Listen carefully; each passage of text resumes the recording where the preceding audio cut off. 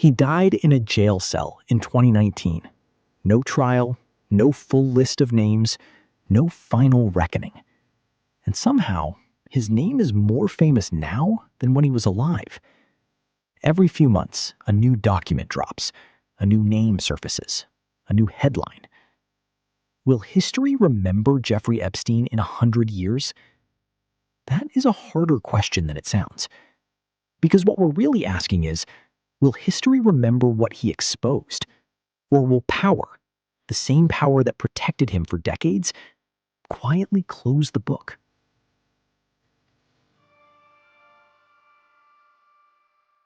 Jeffrey Epstein was born in Brooklyn in 1953, the son of a Parks Department worker. He studied physics at Cooper Union and NYU, dropped out of both.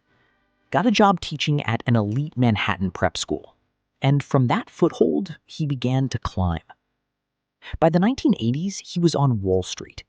By the 1990s, he had a personal Boeing 727, multiple mansions, and a private island in the US Virgin Islands. He managed the fortunes of billionaires. He moved through circles of power that most people don't know exist. His client list read like a directory of the most powerful people on Earth. A former US president, a British royal, Nobel Prize-winning scientists, hedge fund managers, Hollywood producers, tech billionaires. He had everyone's ear, and everyone seemed to want his. How did a college dropout accumulate this much access? That question has never been fully answered. And that unanswered question is part of why his name will not fade.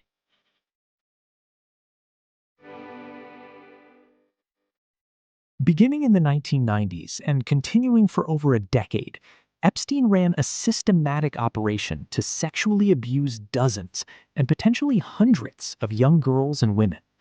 Victims were recruited through a network of associates who targeted vulnerable teenagers, often from difficult backgrounds, offering modeling opportunities or money.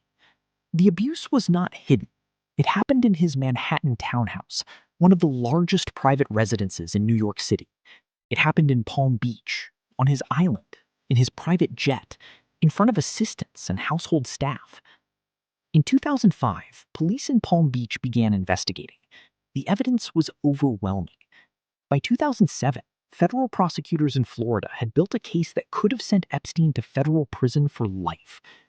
Instead, in one of the most controversial legal agreements in American history, Epstein's legal team, working with prosecutors, negotiated a deal. He pled guilty to 2 state prostitution charges. He served 13 months in a county jail, with work release 6 days a week. His co-conspirators were granted immunity. The victims were not told about the deal until it was signed. The prosecutor who signed that deal was Alexander Acosta. Years later, Acosta would become the United States Secretary of Labor until the Epstein story resurfaced and he resigned.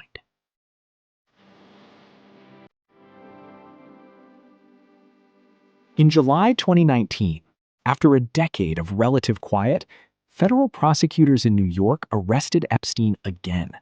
New charges, new evidence, new victims coming forward.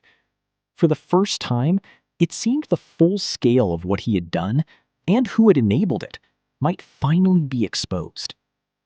On August 10, 2019, Jeffrey Epstein was found dead in his cell at the Metropolitan Correctional Center in Manhattan.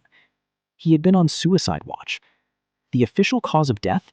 Suicide by hanging. He died with the names still sealed.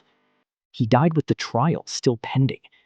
He died before a single powerful person in his network faced a courtroom. What followed was a slow release of documents, fought for in court by journalists and victim advocates over years. Those documents named names. British royals, US senators, tech founders. The names appeared. Explanations were given. Most faced no legal consequence. Ghislaine Maxwell, his longtime partner and alleged primary recruiter, was convicted in 2021 and sentenced to 20 years in prison. She remains, as of this writing, the only person of significance to face prison time for what was a multi-person operation spanning decades. The full picture has still not been drawn. And that incompleteness, that open wound, is exactly what keeps his name alive.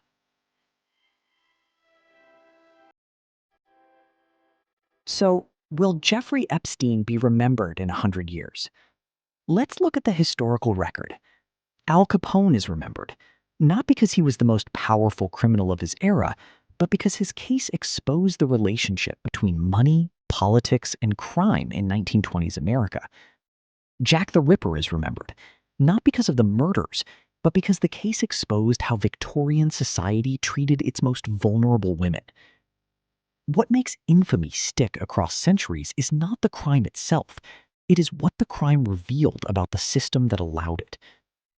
By that measure, Jeffrey Epstein will be remembered, not as a villain in isolation, but as the case that proved, with documented evidence, that a network of powerful people can systematically abuse the vulnerable for decades, and that the institutions designed to stop them, the courts, the press, the government, can be slowed, bought, and delayed. That is a lesson history tends to keep, not because the villain deserves to be remembered, because the lesson is still unfinished.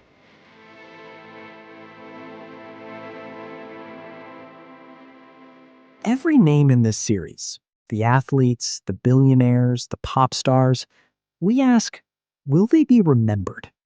And the answer usually depends on what they built, what they created, what they left behind. Jeffrey Epstein left something different behind. He left a question written in court documents and sealed depositions and victim testimony filed under oath. That question is, who else knew? Until that question is fully answered, his name will not be allowed to disappear. Not by the survivors who are still fighting, not by the journalists still reading the documents, not by history, which has a long memory for unfinished business.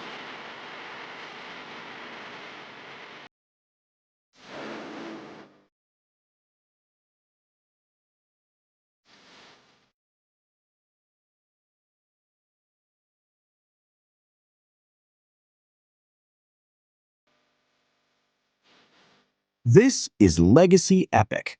Thanks for watching, like, subscribe, and we will catch you on the next one.